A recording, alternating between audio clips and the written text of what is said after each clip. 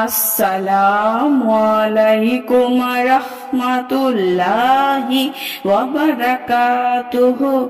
সুপ্রিয় সম্মানিত দর্শক শ্রোতা, আশা করি মহান রব্বুল আলামিনের দয়ায় আপনারা সকলেই ভালো আছেন।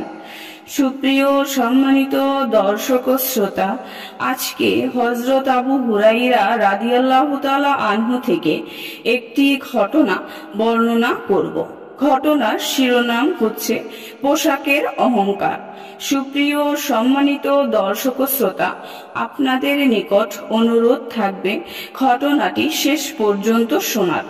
কুরাইশের এক ব্যক্তি পোশাক পরিধান করে বেশ জাঁকজমক দেখিয়ে চলতে চলতে হযরত আবু হুরাইরা রাদিয়াল্লাহু তাআলা আনহুর নিকট এসে বলল, হে আবু হুরাইরা, আপনি আল্লাহর রাসূল সাল্লাল্লাহু আলাইহি ওয়াসাল্লামের বহু হাদিস বর্ণনা করেন। আমার এই পোশাক সম্পর্কেও কি আল্লাহর রাসূল সাল্লাল্লাহু আলাইহি ওয়াসাল্লামকে কিছু বলতে শুনেছেন? হযরত আবু হুরাইরা রাদিয়াল্লাহু তাআলা আনহু বললেন, অবশ্যই তুমি আমাদের কষ্ট দিচ্ছ। যদি হক না বলার কারণে আল্লাহ পাক তাহলে কিতাবদের শাস্তি না দিতেন, তাহলে আমি তোমাকে কিছুই বলতাম না।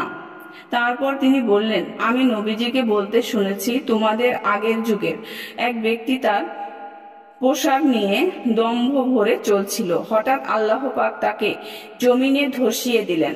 কিয়ামত অবধি সে ধসে যেতে থাকবে। সুপ্রিয় সম্মানিত দর্শক শ্রোতা, আজকের ঘটনাটি এই পর্যন্তই। ঘটনাটি যদি ভালো লেগে থাকে অবশ্যই চ্যানেলটি সাবস্ক্রাইব করবেন, লাইক করবেন, কমেন্ট করবেন এবং বেশি বেশি শেয়ার করে দিবেন।